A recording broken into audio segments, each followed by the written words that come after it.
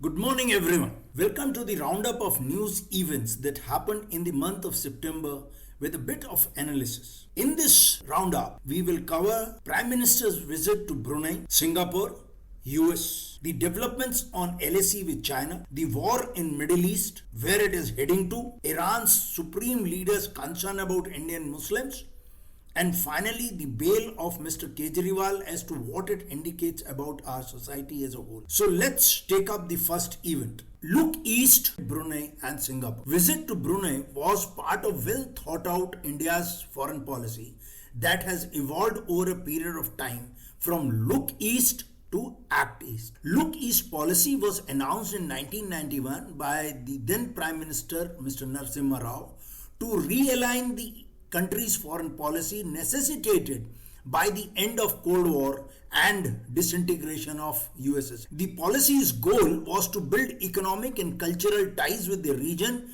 particularly Asia. Now, Act East policy is an upgradation of Look East policy necessitated by China's rise and its growing influence in the region. Hence, now one of the objectives is to establish a counterweight to China's assertiveness in the South China Sea and the Asia Pacific. Thus, Prime Minister during his visit to Brunei signed a few agreements related to mutual cooperation in agriculture, industry, pharma and health, as well as technology and cyber security. Then, in this second leg, he visited the small island country, Singapore, and this visit was marked by agreements on semiconductors, digital technologies, health and skill development. The supply disruptions during the recent pandemic and the geopolitical tensions due to China's aggressive moves in Taiwan and the South China Sea have brought great urgency to India's efforts to develop its own semiconductor ecosystem. Moreover, given the critical importance of semiconductor chips in virtually everything from missiles, mobile phones, cars, computers, the pact with Singapore has great geostrategic and economic importance. Let's look at the nitty-gritties of semiconductor industry. The semiconductor value chain is highly complex, involving various distinct stages which are geographically dispersed. The chain spans from material procurement to make semiconductors to end product manufacturing with key processing including semiconductors research and development, the design, the fabrication, its assembly, testing and packaging. The assembly, testing and packaging is often termed as ATP segment of the semiconductor industry. It is also highly concentrated in Asia, particularly in China and Taiwan, which account for almost 75% of the total global ATP market combined. Semiconductor manufacturing is dominated by three types of chips: logic, memory and analog. The sophistication of these chips is measured in nanometers, with the most advanced logic chips operating at 2 to 3 nanometers. The chips with 14 and 10 nanometers are currently in mass production, but the industry is aiming for smaller node sizes, that is lesser than 7 nanometers. Companies like TSMC, Intel and Samsung are investing now in 5 nanometers, 3 nanometers and even 2 nanometer technologies. These nodes promise even greater performance and efficiency, opening doors to transformative technologies like quantum computing and advanced AI. Now, how can India position itself? We have only signed an MOU on an India-Singapore semiconductor ecosystem partnership. So it has to be seen how any company or nation will part with such critical technologies which provide them a technological edge over others. Realizing the importance of semiconductors during this disruptive phase, India also launched its semiconductor mission called ISM, Indian Semiconductor Mission, in 2021, with an initial investment of around 10 billion US dollars. Now, this is due to the increasing semiconductor industry investments in AI assisted semiconductor manufacturing as well as the installation of new plants. This would further drive the growth of semiconductor market opportunities in Asia Pacific. The trade competition and tight control over supply and output by major manufacturers, chip manufacturers, have contributed to nations vying for a slice of this lucrative market.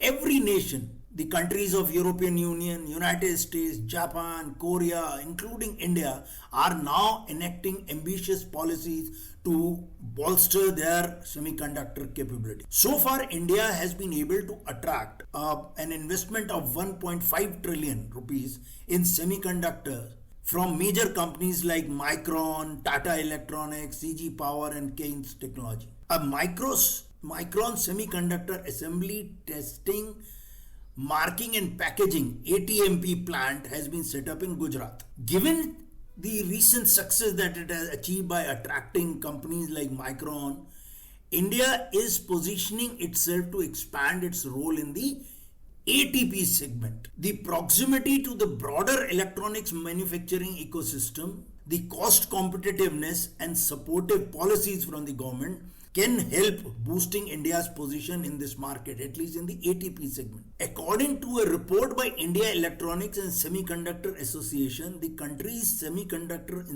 consumption is likely to increase from $22 billion in 2019 to almost $64 billion by 2026. And by 2030, it is going to double to almost 110 or 120 billion dollars, right? So that means that the demand in India of semiconductors is likely to increase. However, right now India is importing the chips even for electronic devices that are manufactured in India. Now, given the mid-level skill and mid-level technological base, India is likely to face the manpower shortage to the tune of almost 3 lakh workers along various verticals of this whole semiconductor business. The research and development, manufacturing, design and advanced packaging. All those aspiring for jobs must prepare themselves now because this is going to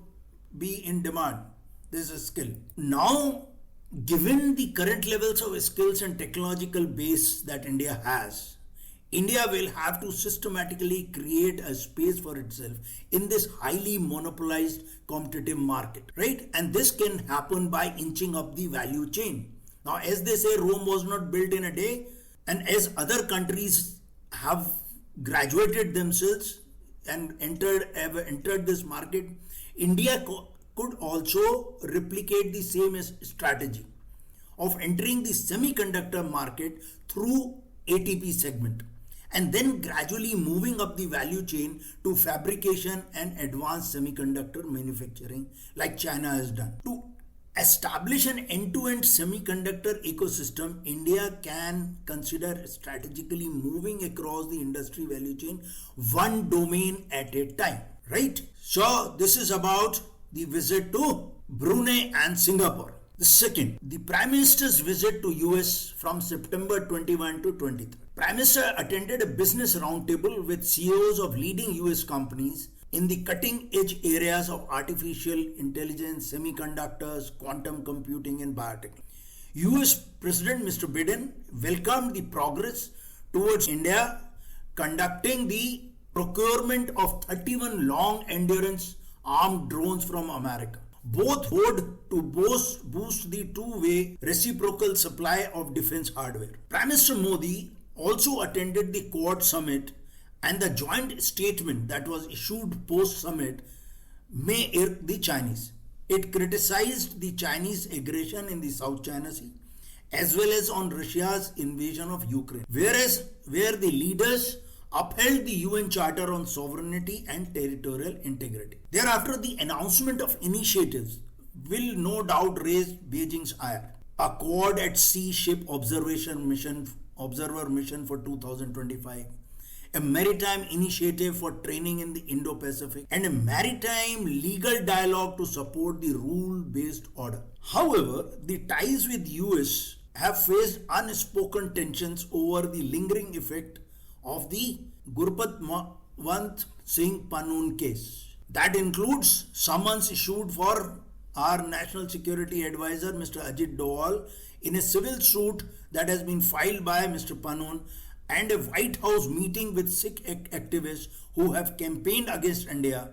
And all this happened before Mr. Modi's arrival. The United States has reiterated that it continues to expect accountability from India regarding the investigation in connection with the alleged assassination attempt on Khalistani terrorist Gurpatwant Singh Panun. The message from Washington appears to be clear that the Panun case cannot be overlooked. Now we come to the third issue. That is, Mr. Jaishankar, the External Affairs Minister, said that 75% of disengagement has been completed along the LSE in eastern Ladakh. The Chinese responded that both sides have undertaken disengagement from 4 areas in the border areas. However, thereafter, addressing the Asia Society at the Asia Society Policy Institute, Mr. Jaishankar said, "When I said 75% of it has been sorted out, it is only the disengagement." Now that is one part of the problem. Some of the patrolling issues still need to be resolved, and the next step will be de-escalation. Now, from this statement, few issues that need to be clarified by the government are: 1. What does this disengagement mean? Implying, where were Chinese earlier and where have they withdrawn? Because LSE has different meaning to them and a different one for us. There is a perceptual difference. We, the common man, are not able to observe the proceedings. Nor the media is allowed by the government, nor the veterans are allowed to speak. So where have the Chinese withdrawn to? This needs to be clarified. Secondly, which all areas they have engaged from? Have they gone back from Depsang Plains? And what are the terms of disengagement? How can it be that after 4 years since Galwan incident, suddenly Chinese have gone back? Now all this has happened is happening when we were told the Chinese na koi aaya tha. Third, what is this buffer zone and where it is going to be created? A councillor in Ladakh said almost 30 kilometer grazing land has been sacrificed, and this grazing problem is taking place in Arunachal Pradesh also. This would impact the village level land records also, because अगर grazing land पे grazers नहीं जाएंगे तो वो village records भी amend हो जाएंगे उस पर. As per the reports emanating from Ladakhi grazers and their representatives, it is reported that our cattle grazers are now barred from grazing from Indian land, as it has now become buffer zone. This in years to come will become Chinese territory, as we will continue to keep compromising and Chinese will continue to grab areas inch by inch. Creation of buffer zones by themselves are not going to bring peace, nor they do lead to any normalized border management. On the contrary, these would need high level of intelligence, surveillance and recce, as also positioning of reserves. Now there have been a lot of changes on LSE in recent times. Reportedly, significant changes in the Tibetan and Xinjiang region of China have taken place in recent years. In terms of new dual-use infrastructure that has come up, sidestepping of military formations from Xinjiang, which have now shifted to new semi-permanent bases and habitats and garrisons, demographic changes along the LSE and the McMahon line in the northeast, with the creation of new villages near LSE, and now with buffer zones. There is now a built of actual control that has been created, which has changed the total border paradigm from what existed pre-2020. So the government has to provide some clarification on all of this. Now we come to the fourth one, that is the war between Israel, Hamas, Hezbollah and Houthis, and of course their masters Iran. It's been a 1-year-old conflict. Following a surprise attack on Israel by Gaza-based militant group Hamas on 7th of October 2023, an armed conflict has been taking place in the Gaza Strip and Israel since 7th October last year. About 1,200 people were killed and more than 250 were taken to Gaza as hostages by the militant group Hamas on this attack. After this attack, one by one, many other militant groups supported by Iran joined the conflict. Lebanon-based Hezbollah and Yemen-based Houthis started targeting Israel or those supporting Israel. The trade through Red Sea is already severely impacted by the Houthi militants, and as a result, the merchant ships are taking a long detour, thereby severely impacting the economy of many nations. Meanwhile, all this while Israel continued acting violently, and so more than 33,000 Palestinians in Gaza have been killed in air and artillery strikes carried out by Israeli military. Not only that, the unabated and uncontrolled attacks on civilian targets has brought misery to local population residing in Gaza and Lebanon,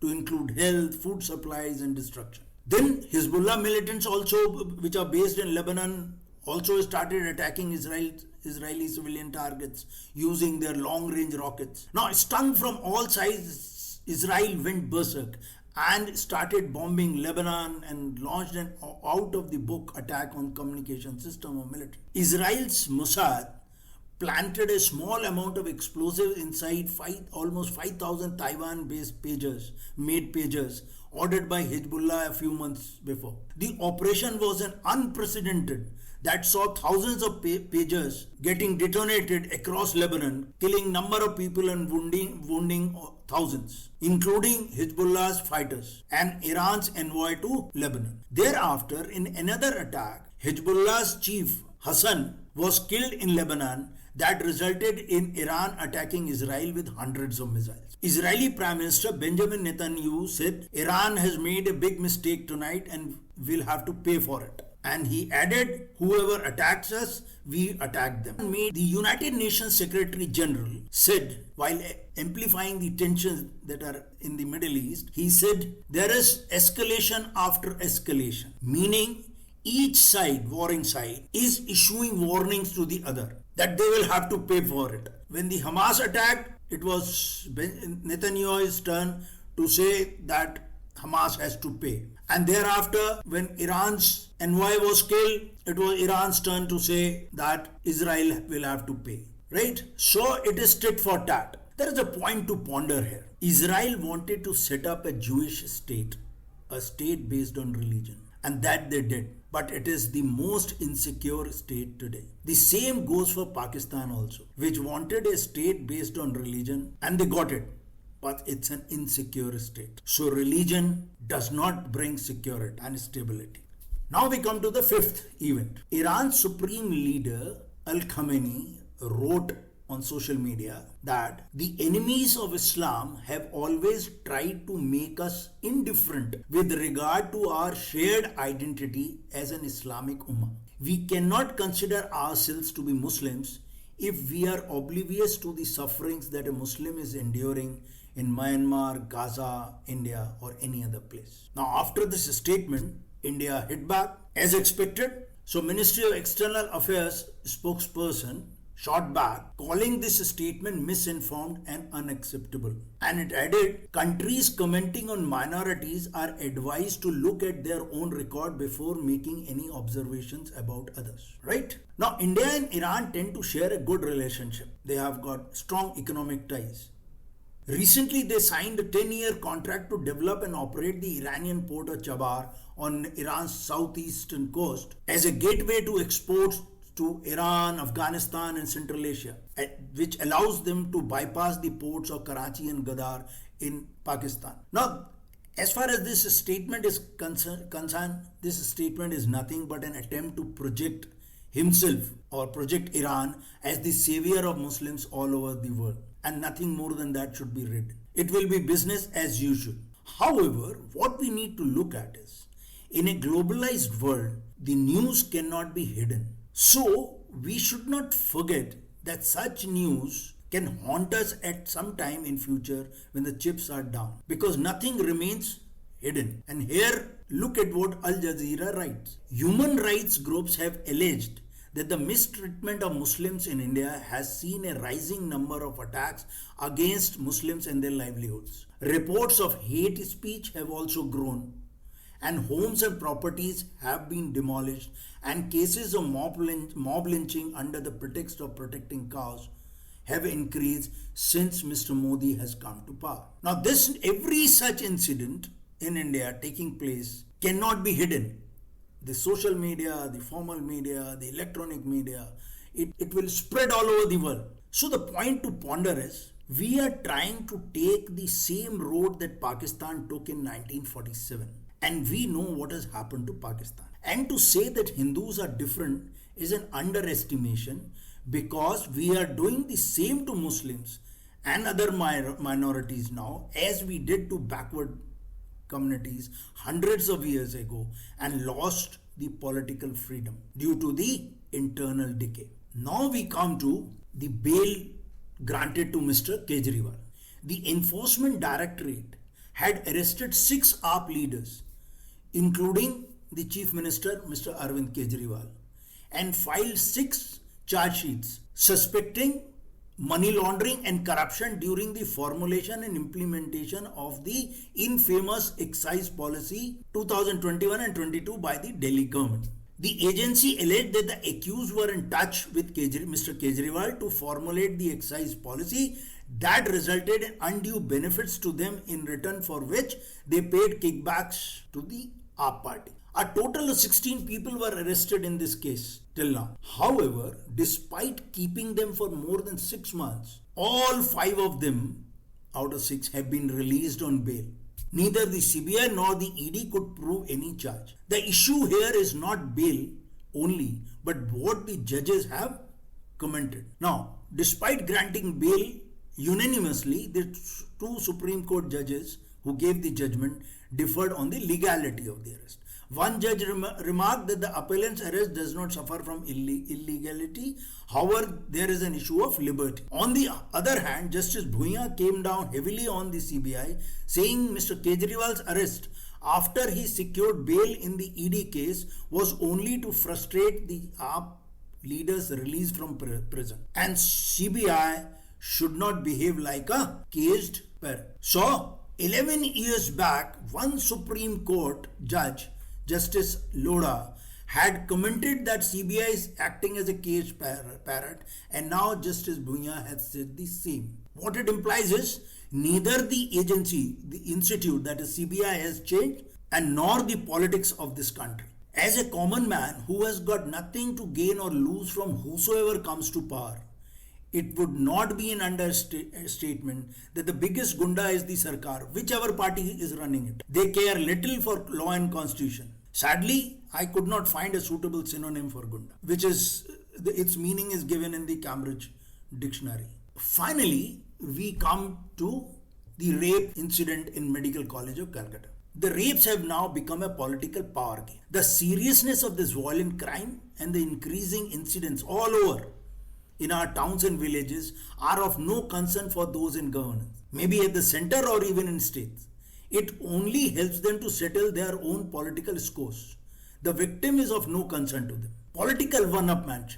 The victim is of no concern. Why only rapes, even lynching by cow vigilance and murders are given political color? Look at what happened in Maharashtra. The accused of Badlapur sexual assault case was killed in an encounter by the police, and the ruling party is patting its back that they gave justice tabardod. And now they are blaming the opposition that they have sympathy for the accused. Nothing can change till we become apolitic. I do not foresee anything happening till we, the common man, stop looking at things from the prism of religion and politics and start thinking apolitically. Our politically vitiated minds do not allow us to act unitedly, and as a result, the politicians have successfully divided us into various segments: Dalits, OBCs, Thakurs, Rajputs, Brahmins, Hindus, Muslims, Christians, and so on. And hence we start justifying the acts based on our political affiliations. क्यों? कांग्रेस राज्यों में नहीं हो रहा तो तुम्हारे BJP के राज्यों में नहीं हो रहा है.